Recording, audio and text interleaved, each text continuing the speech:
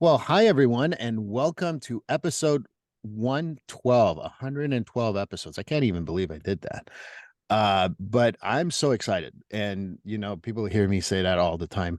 But the most exciting guests are people that I actually know that I don't know. And what I mean by that Mm, is this. Maegan Garvey has been in my office for about a year now, and yep. she's right next door. She's a good friend of Courtney Romanowski's been on the show a few times. And I don't get to talk to Megan. One of the funniest things about working in the same office is we never get to talk to the people that are there. We literally I've Kara and Courtney and Michelle. We got to set up coffee time in order to talk, and we're in the same office. So I'm just excited, and we're in the middle of summer as this will be released. But officially it's the summer solstice, the day we record it, so that gives you an idea of my time frame. But I wanted to welcome Maegan Garvey because I really want to get to know her. So Megan, welcome to Finding Your Way Through Therapy. Thank you, Steve. I'm excited to be here. Well, I'm very excited to hear more about you. I mean, it's this nice stranger that's next to me, always waving, always saying hi, but we don't get to know each other. So in some ways, this is going to be great to get to know each other, and the audience will be right there with us to listen Yeah, to us and see what we get to know each other. But sounds good. ultimately, I do know a little bit about you, but I don't know you a lot. So maybe you can tell me and the audience a little more about yourself.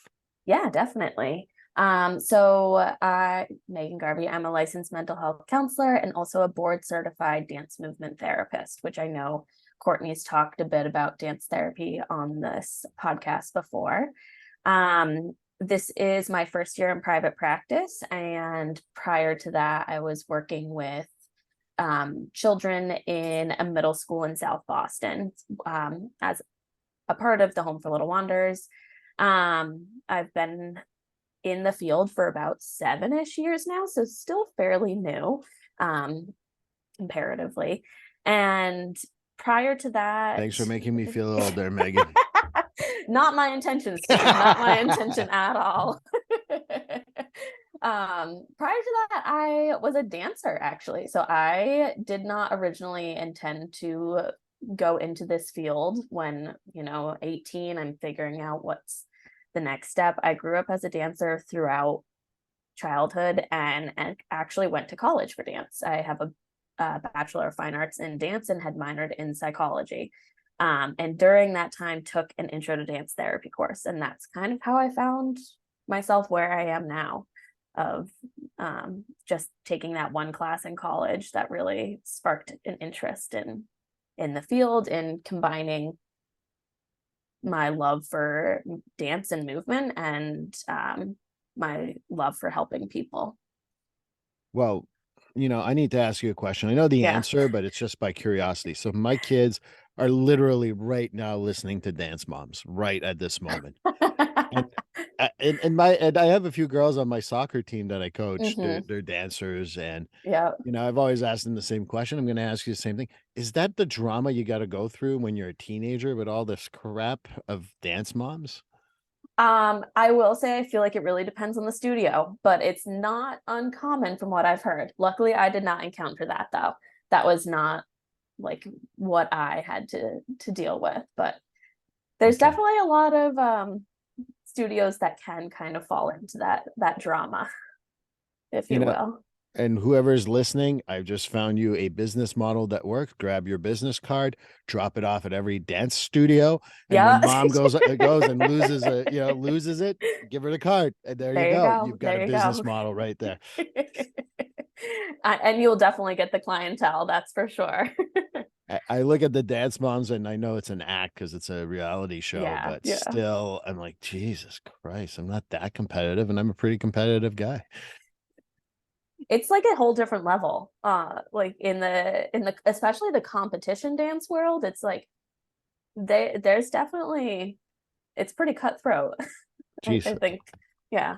here I thought football was rough. Yeah. Well, the other standard question I ask everyone it's the same because it is finding your way through therapy. And the question Mhm. is, have you ever been in therapy? Yes, I'm actually currently in therapy. More as just like a maintenance kind of thing. I think the last year I had a lot of stress. Obviously, I opened a private practice, which is exciting, but was uncharted territory, right?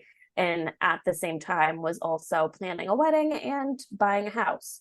So a lot of stress and a lot of life changes. And so kind of just as like maintenance support to kind of manage the stress levels.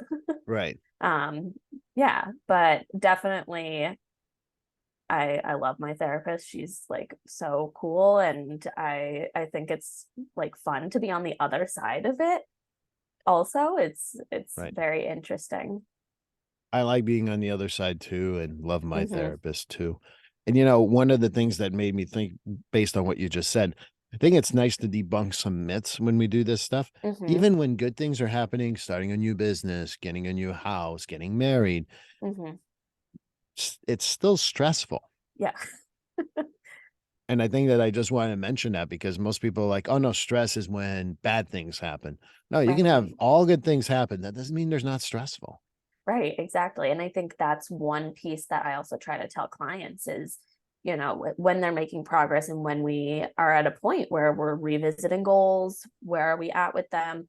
They're in that maintenance stage, right? Of, okay, there's nothing pressing right now to work on, but that doesn't mean that we have to finish therapy.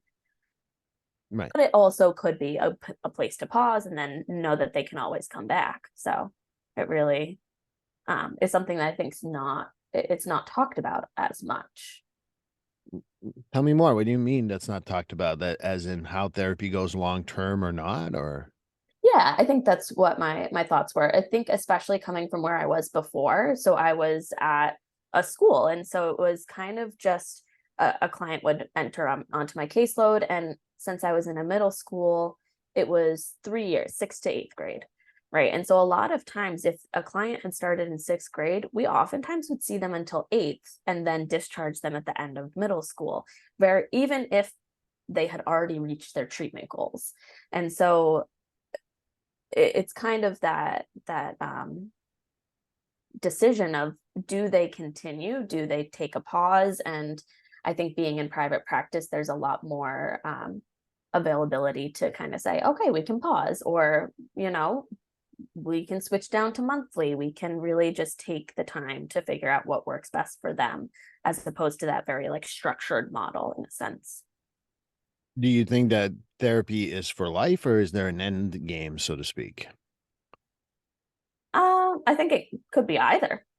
Interesting. What do you mean? I think some people really benefit from having that like non-biased third party to continue to check in with. But I think some people, it really is just kind of it at the moment when something's stressful or something is going on in life. um, they need therapy more, and then kind of they can always know that they can come back to it. And the reason why I ask is that on episode 108, Hmm. which we know will, that there was a few episodes ago, the guys and I were debating basically as to, is therapy finite? Is it forever? And how Mm, do we manage that? So right, I thought it was a good question because a lot of people go into therapy and I don't want to be in therapy forever. And I always go, you don't have to. right. Well, I want therapy to never end. Okay, that's fine too. Yeah. And Exactly, yeah. people have always, for me clinically, on a clinical standpoint, Hmm. sometimes you may need to switch to coaching versus mental health Mm, treatment. hmm.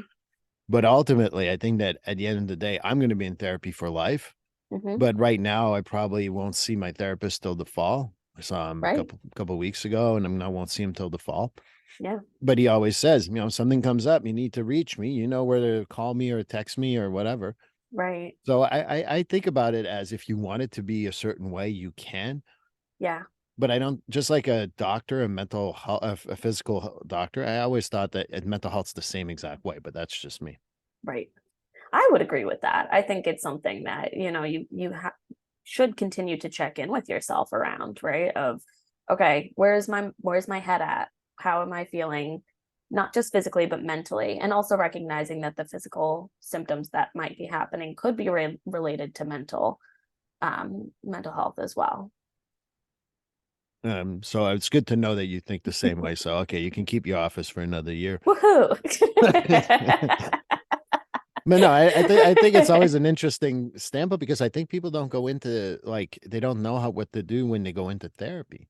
Right, And and, right. and I think like, oh, you want to keep me sick forever. No, No, that's never really crossed my mind, actually. no.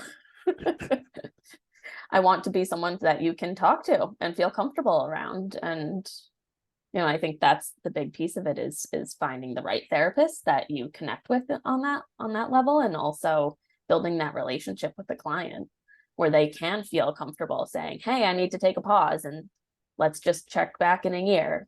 Right?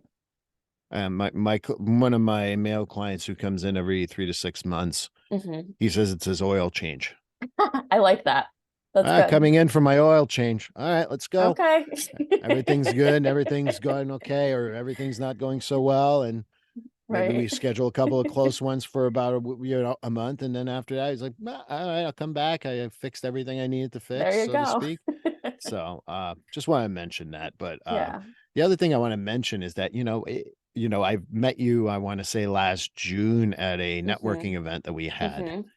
Yeah. and you were like, "Oh, I want to start private practice. Courtney Hmm. speaks highly of this." I don't want Courtney. You owe us a plug, just for the record, in the Yeah. future. Just saying that. Um, uh, but at the end of the day, I think that it's always interesting. We all work in social services in general. When we leave, Hmm. we finish our masters, and then some of us end up in private practice and other situations. What made you decide to go into private practice? Yeah. So that was always a goal of mine. When I was in grad school, they don't really talk a lot about, I think, what job opportunities there are. Right. But I loved the idea of being my own boss and being able to be a little picky with the clientele that I choose, the demographic I work with. And I think for me, I didn't realize that it could be such an attainable thing, right? Jumping into private practice. I think I always thought, oh, like 10 years down the line, I'll think about it. But then I was at a point where, I think there's always burnout in careers. And I think I was noticing in myself that I was starting to get to that point with my previous job. And I wanted more flexibility. I wanted more say in what I was doing and how I was structuring my week. Um, and so, with talking with Courtney and attending the networking event, that was really kind of the pivotal moment of where everything just kind of snowballed. And then I was doing a lot of planning, researching, in preparation to launch into private practice. I think it'll be a year beginning of July, but technically I didn't really fully launch, I would say, until end of September. Um, so then yeah, and from there haven't looked back. And yeah, so glad I made that leap. Besides the flexibility of scheduling, what are the other Mhm. advantages that you find with your private practice? I get to be a little picky with the clients that I serve. And I think working for a nonprofit organization or a bigger organization, you don't always get that say. Right. You also have the flexibility to say, like, I'm at full capacity at a number where maybe if you were in a nonprofit organization, they would say, no, you need to have a certain billable expectation. You should be meeting with a certain amount of clients, but you can really kind of set that for yourself for what feels comfortable with your schedule. And I think the other piece of it is the flexibility for me to do other things. So I still teach dance on the side, actually. So I teach dance classes at a studio in Natick, and um, that's like my fun job that I had during grad school that I just never stopped doing. So it gives me the ability to make my schedule so that I can still be at the studio a few days a week and kind of balance that uh, mental capacity. I've always found that, people who jump from social services in Mm-hmm, general, mm-hmm, nonprofit, whatever you want to call it, mm-hmm, then they go into this field of private practice. mm-hmm. Sometimes they struggle with the shift in the sense Mm, that You said something that I don't typically hear from people starting a private practice. Oh, I have the freedom of choice Mhm. of what clientele I want to work with. And, for the record, anybody listening to this saying, "Oh, she discriminates," or "Steve's discriminating." No, it's Oh, just no, no. I'm not made for older adults. I'm just not made for that. And that's not Right. against older adults. I just not made for that. Right. And that's not a bad thing to be niched, so to speak. But um, do you feel that there is a significant difference between private practice clients versus social service clients, or Not necessarily, no. mm, I still have connections with people that I worked with at my previous job, and do accept some referrals from them. So it's still like I will still be in communication with them, and I definitely accept any referrals that come my way from them. But it's the age. That's, I think, the piece is exactly how you said, like older adults aren't your thing. I wanted to work with older teens and adults. So right now it's very much that I don't want anyone really younger than like 15. And where I was before, I was in a middle school. So I was all under 15. So I think that's the biggest shift is, being able to say, well, these are the age kind of guidelines of the clients that I find I can support the best. and it's about support that you can offer. Hmm. It's also probably a little bit of more what you feel comfortable with. I could Yeah. be wrong. Yeah, definitely. And is Definitely. so if I was if I was a new therapist thinking about going into private practice, Hmm. and I would be like, "Oh, but what if I don't make enough money when I don't get enough of the Mm. clients I want? What do I do with that?" That's a great question. And I definitely had those thoughts as I was jumping in, as I think everyone does, right? Right. Well, that's why I wanted to put it out Yeah. there because while we want to make this for therapists and clients, I want therapists to kind of hear about, some of the trepidations we all have. Yeah, yeah. And I think the best reminders that I had for myself is that it's gonna be hard in the beginning. I set myself up for that of, you know, thinking of like me and my husband, like it is a single income household. Like we kind of put that in our mindset of don't expect like my business to be providing an income right off the bat. And we luckily had the ability to have that be an option. And I think that's a huge piece of this. Um, and I think networking, reaching out to people, maintaining connections. So, like I had said, I still am in communication with colleagues that I worked with at the home or at even my previous job before then at youth villages. And so, having those connections still, and then connecting with the colleagues within the network that you guys so welcomely brought me into, of those in the office space and beyond. So Yeah.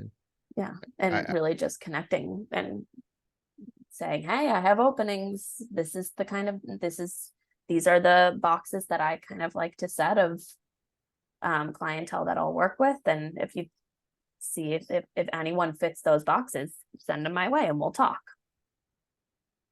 and it's key to have that network. That's why Hmm. little pat on my back here, but Yeah. that's why I created we have a networking sheet that we share. There's about 30 or so names on Hmm. there.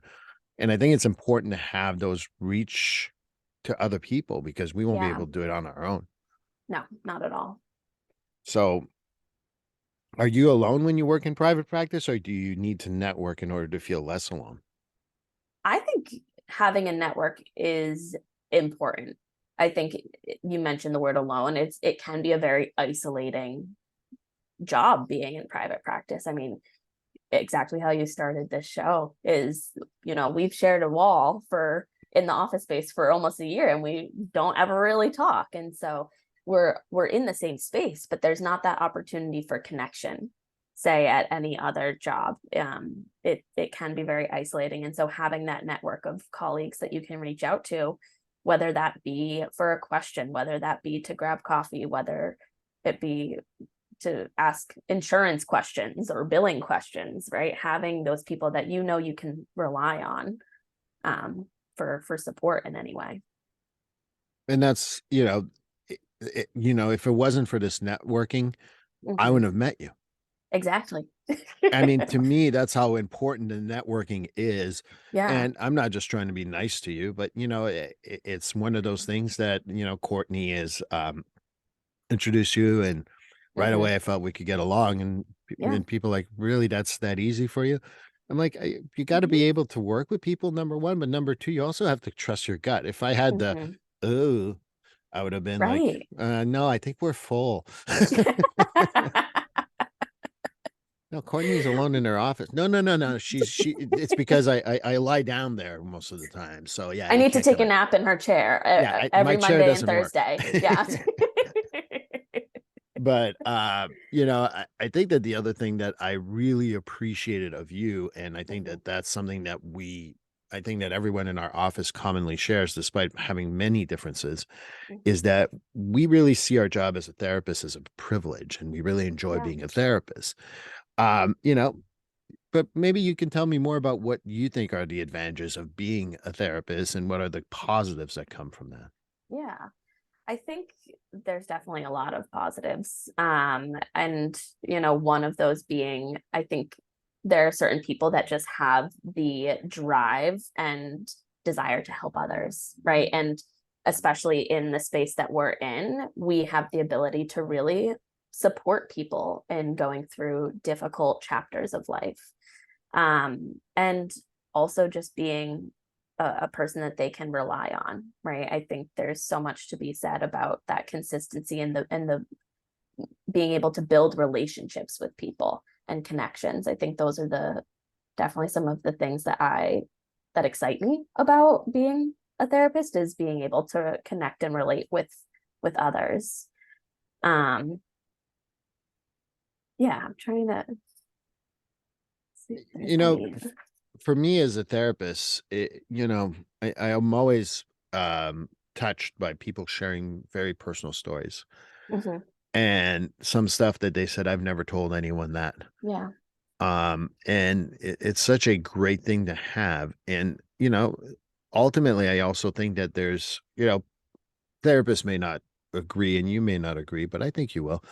I think there's something about connecting with people is also kind of like, to me, as much as I joke around that I don't like people, that connection with people in my office on a regular basis, on a weekly, biweekly, Mhm. monthly basis, there's something about that that makes it say, like, there's part of it that makes you grow as a human being, frankly. I Yeah. think it's not just as a therapist, but I don't know if you agree with me, but I do agree with you. And I think it's kind of funny because I don't find myself to be an extrovert. And I laugh that, I went into a field where I'm talking with people all day, or I'm having people talk at me all day. And so it's kind of funny in that sense. But I think it's more than just being around people. It's building that relationship. And, that is one of the most important things for me, especially in those initial stages of meeting with someone, is building a rapport where they feel safe, they feel seen and heard and supported. And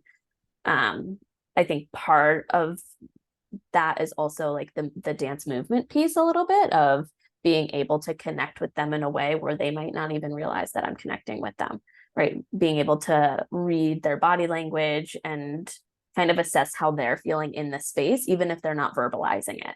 How are they holding themselves? How is their affect? How is their body language? And being able to mimic that in a way, or model that and mirror them, um, where then maybe they're noticing it and they can open up a little bit. I think that's also a really cool part of being, especially a dance movement therapist. so you telling me I didn't have to read about micro expressions and learn all these things so that I can work with the community justice people because they wouldn't talk. I had to look for all these body things in order to have a You should have conversation. just become a dance movement therapist, Steve. Yeah. I'm absolutely the guy. I should have see now I got to restart my career. There you go. It's never too late, right?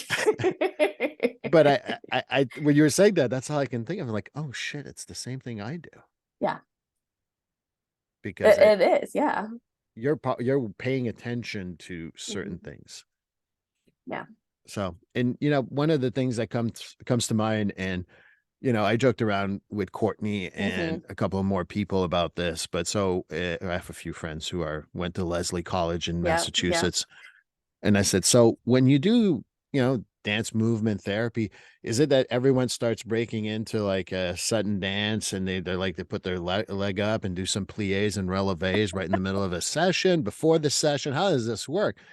But all joking aside, how do you integrate that in your treatment? Yeah, yeah, that's a great question. And it's something that I always preface with any clients or people that I meet with for a consultation is I'm not expecting you to jump into ballet or jazz or modern movement. Like it can be something as simple as utilizing breath work in sessions, really doing a lot of grounding and mindfulness techniques. So bringing it in a way where it is setting a ritual for the client. What do we do at the beginning and end of the session that makes them feel comfortable and in their space?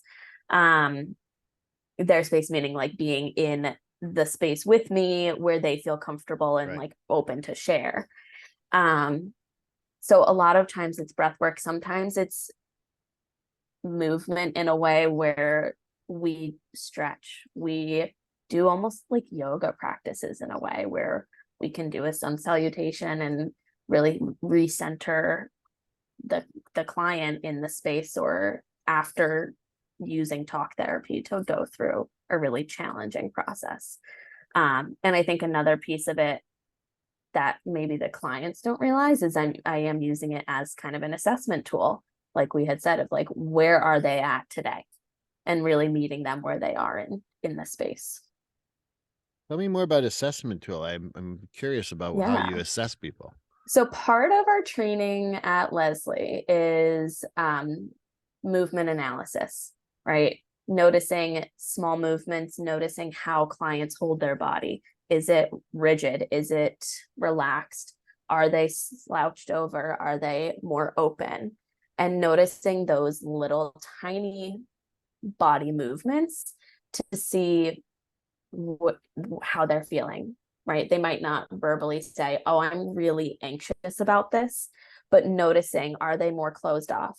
um One of my clients and I, it's funny, it's almost a joke at this point where the zipper comes up and the body goes in, and it just is me just kind of like looking at her at this point, and she's like, oh, I'm doing it again. And so using it as an assessment tool for noticing when emotions are starting to kick in, when you're starting to feel certain ways, and then supporting the client with, okay, we noticed that this happened in the body. What do we do when we start to notice that? How can we then implement a skill, a support, and intervention to really kind of shake off whatever's happening? Literally, for YouTube, Literally, I yeah, just like shook it she off. she just shimmered. Uh, Shimmered. I like that.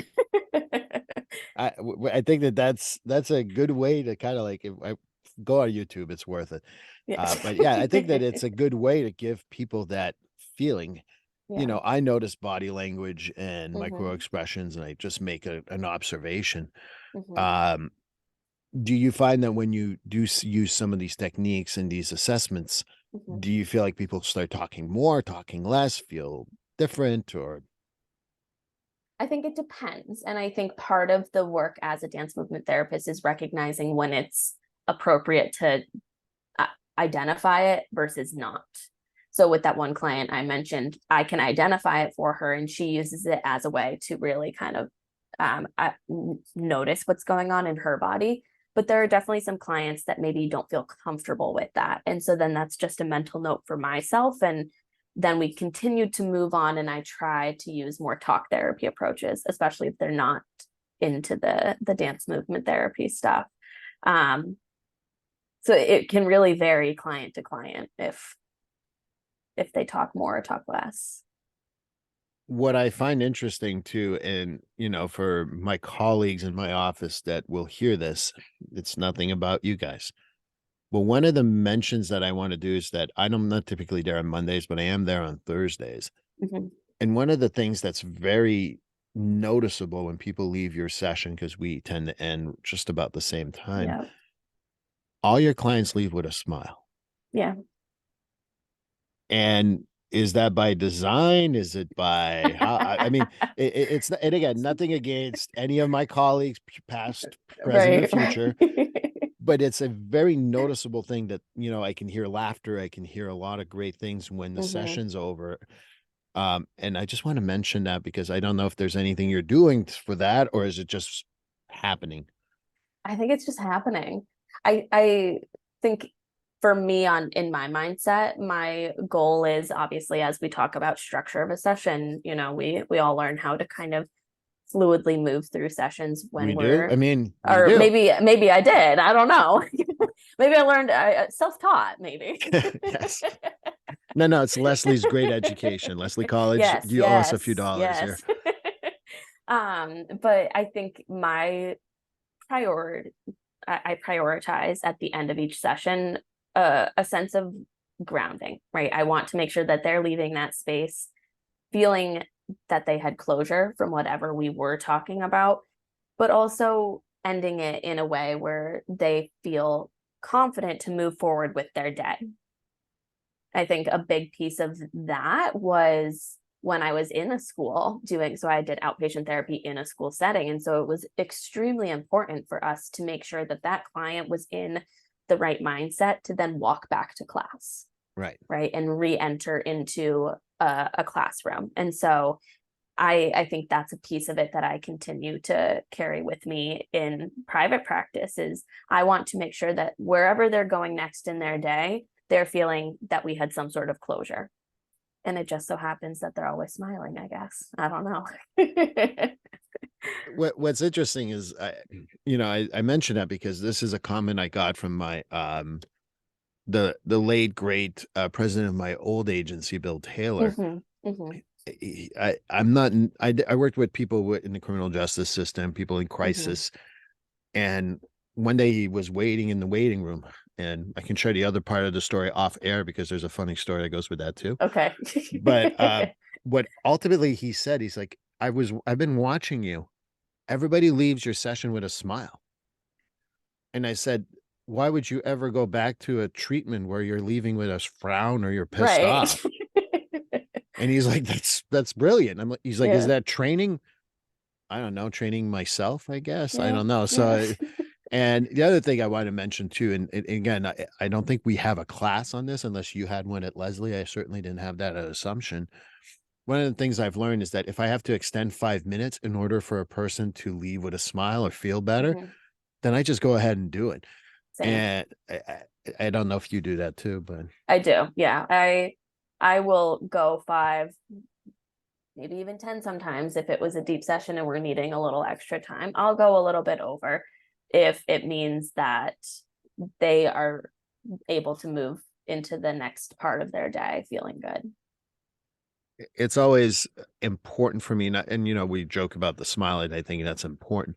But I also think that it's never like, all right, you just disclosed the worst trauma I've ever heard, but session's over. Have a Uh, good day, I'll right? see you next week, right? We Yeah, laugh yeah. about this, and please understand this dark humor has more to do about how we survive our shit, not about the Yes, clients, yes, because we yes. care for Definitely the not clients. about the client. Uh, I just realized someone mentioned that one time on the podcast. Like, you get a little dark sometimes. I'm like, yeah, but it's not about you guys, about how I survive my stuff. Right, right. Um, but I think it's also important. And when you talk about clientele, Hmm. I'm a I didn't grow up this way, but kind of like if people said it's kind of you live in the military world. So if you're there Hmm. 5 minutes early, you're early. If you're there 3 minutes early, you're on time. And if you're Hmm. there on time, you're late. Yep. And what I do with also choosing my clientele, I have police officers, I have Hmm. military personnel, I have firefighters, I have medical personnel a lot, and work with a Hmm. lot of that personnel. And I've always said to them, I said, if at the end of a session you're all screwed up, I'm going to keep you on until you can at least Hmm. walk out with somewhat feeling good. Yeah. That means that if I'm late for 5 or 10 minutes of your session, I don't want to hear a freaking word. And Yeah. all of them have always said, like, no, that's cool. And most of them, like, you didn't need to say that. I'm assuming the person needed that. And Right. one of the things that, we mentioned about the advantages of private practice, I've, I've so happy, not that my old clients in social services weren't understanding all the time. But Mhm. when my particular clientele, they're like, no, I figured, Steve, they needed the 10. I am not even arguing Yeah. with you. Um, and so I think that that's the other part I want to mention, because we're talking about the advantages of being in private practice. Mhm. I just think that you get to choose your clients, and clients who kind of understand the process. Right. 100%. Yeah. And recognize that you're also a human. And so they'll understand if I'm running out from being with a client before and I need to go use the restroom, or I need to like follow up on something quickly. They understand and they're okay with it because they know that I would do the same for them if roles were reversed, right? Of, you take care of you, and so that way we can be in space together. I think we're done with the whole blank slate therapist. I'm sure they exist Yeah, still. I'm not putting it down, but I don't know. Like, I look at our office, definitely no blank slates in our definitely office. not. No. Uh, and this is a compliment, Kara, Michelle, and Courtney. It's just a compliment, nothing else. But do you think that that's the other good shift that also brings in things like dance Mhm. therapy, where we're no longer these blank slates, but we bring our personality sometimes into, not Yeah. to overtake the session, but to Right. also kind of like open up that opportunity for people to know you. Yeah. And I think that's part of what breaks down the wall and helps us build relationships with them. Right. I think it's extremely hard to build a relationship with someone who's just kind of sitting there, blank face, not really like showing any personality at all. I wouldn't want to talk to anyone like that. It would be a hard hour, I think, to kind of sit through. And so being able to share a laugh, being able to connect with them about whatever maybe they're talking about. And it's obviously keeping boundaries and making sure that there isn't any like overstepping, but And being able to relate with them. I think I'm not there with your sessions, but I think that what I also kind of like feel from everyone in our office anyway Mhm. is that we bring our personality, but our personality doesn't take over the session. And if Exactly. something's going on, or we relate a story of ours to what someone's saying, and I feel like Hmm. everyone in our office does that too. Hmm. I feel like we also don't like make it about us. Right. And I think that that's what people got to understand, is that blank slates don't work. But if you start going, let me tell you about my freaking problems. Right, right. There's a line there and you don't want to cross over it. You gotta know where to be with it. I once had a conversation with a client of mine, and then maybe I'd like to talk about other challenges that we have in Hmm. therapy. Hmm. But I remember a client of mine like, oh, we would be great friends. I said, what would you do if I started telling you about my problems? Oh, I said, so that's why it's not a friendship. Yeah. I'm a paid friend if you wish. And it's not because we're not friendly with our clients and all that, but I Right. sometimes feel like, because I bring my personality, as you clearly can tell, Hmm. everywhere I go, because I can't fake me, and I'm okay with that. Yeah. At the end of the day, I think there's some challenges sometimes where we can be seen as, a good friend, and and Right. no one's ever crossed any boundaries with me. I'm not saying that at all. Hmm. But how are there, like, is that a challenge you faced before? Are there other challenges you faced in doing counseling or therapy? Yeah. So I think in terms of like with relationships, not as much. I think challenges throughout my career were finding myself as a therapist, figuring out what is my niche, where do I fit in, how can I become in an individual person in as a therapist, right? And I think working in some of the settings that I've been in, there's a lot of like high intensity, high pressure situations. And so that's something that has kind of shaped me a little bit. But then finding myself in private practice, I think some of those challenges were not as much related to who I am as a therapist, but more as who I am as a business owner and figuring out that piece of it. And so I think there can be a different set of challenges for anyone throughout their career. And it's just kind of figuring out, how do I overcome this? How do I face these challenges? Well, as an older therapist, I can tell you Hmm. that the challenges continue to happen as you go Great. along. I look forward to And it. I can tell you though that the challenges that you face are a lot more fun. Yeah. in the sense that they're not, oh my God, this is like a dilemma where I got to go to the left or right. And it's going to, Right. you're like, no, these are actually more interesting. It's something that, uh, podcasting has become part of my practice.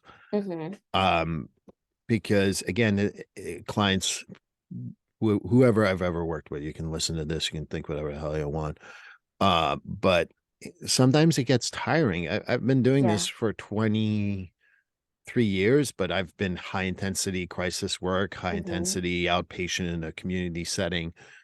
And, again, as my one police officer once pointed out, so of all the adults that are high functioning, you Hmm. decided to take us crazy first responders and medical staff. And I'm like, I'm just missing out on the teachers, and I'll be right there.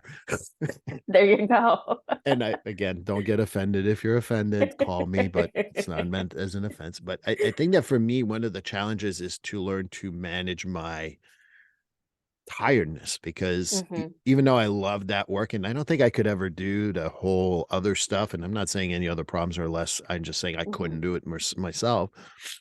I think it's been reinventing myself as I grew has Yeah. been one of the challenges because the saddest day of my life, and I've mentioned this before, and I like to always remind people, is like one of the saddest day of my life is the day I was full in my private practice. Mm. And it's, as I've said before too, is it's because, okay, that was the goal. Now what? Right. Yeah. And that was quite a slap on the face. So I'd like to tell you that it's a fun dilemma to be in some ways, right? Who's going to Hmm. complain about being full? Right. Um, but at the same time, it did bring another slew of challenges, and I don't know if we ever grow out of those challenges. Yeah, I don't think we do. And also part of me wonders, like, would we want to grow out of that? Because that keeps pushing us, that keeps us motivated in the sense. I feel that challenges can be really good sometimes to really continue to push you to reach new levels, whether that be in your personal or professional life. Do you so if I asked you right now, what's your goal in your career right now, what would you say? Other than finishing this podcast, of course. That is a big goal right now. Um, being my first podcast ever and hopefully getting through it. So, but You're fantastic. good. It's good. Um, I think I like to think of within the next year maintaining and kind of continuing with how I've been growing my practice. And another piece of work that I really enjoy is supervising. So throughout the past 2 school years, I've been an offsite supervisor for dance movement therapy students at Leslie for their internships, and that has been a piece of my work that I really enjoy. And so I think finding other ways to bring that supervisory piece into my work would be kind of like a more short-term goal. Um, and long term, just continuing to see where the practice in the field takes me. I like that. Yeah. I think that if one of the other things that you mentioned this at the beginning about how they don't teach us in class how all the opportunities for our jobs are. Right.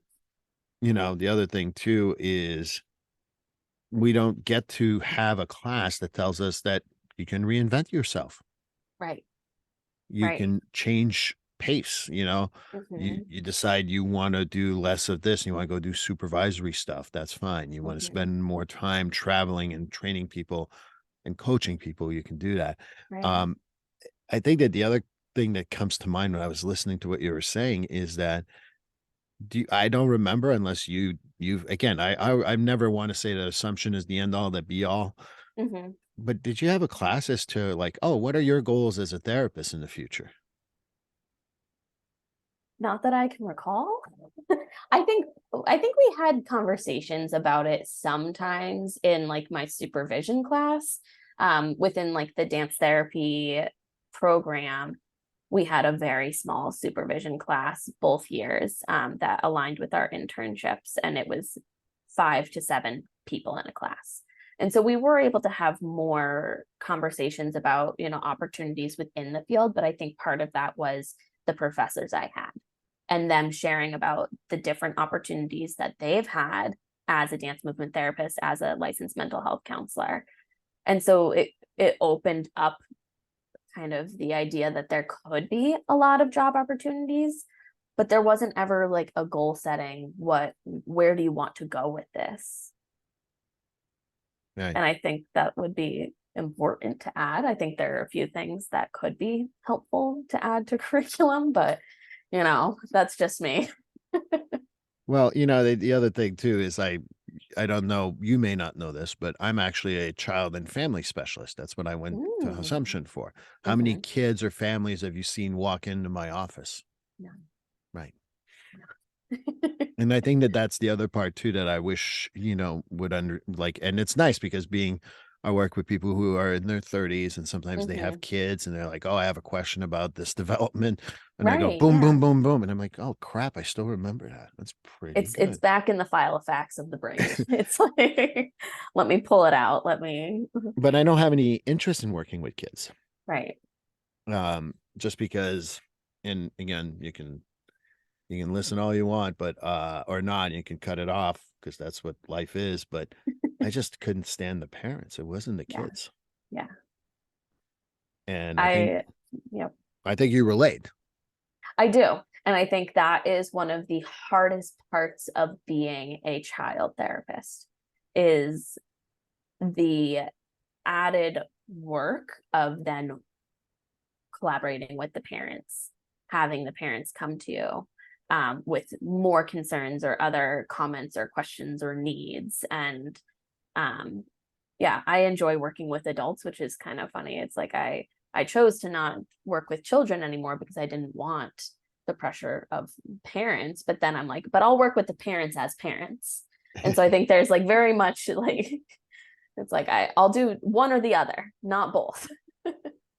But I find like when parents come in for themselves, Mm-hmm. they tend to listen a whole lot more than for their kid. I Oh joke yeah. around like again, dark humor, whatever you want to call it. When I worked with kids, the parents were literally like, "Hey, hold my beer for a second," and you're like, "What? Where are we? What's What the going hell is on? just going on here? What dimension did I walk Yeah, in?" yeah, And so that's kind of like the joke I make. No, it's never happened that way, but right. and I think that it's important for clients to, the other thing too that may be a good way to think about how we choose our clients. Mm-hmm. Just a question that came to mind while we are talking. Can clients choose their therapists? I think so. I definitely I think there are sometimes where I'll do consultation calls and I end it in a way where I feel like we're a good match, but I might sense some hesitancy from the other party. And so I leave it with kind of up to them. Do you feel that we're a good fit?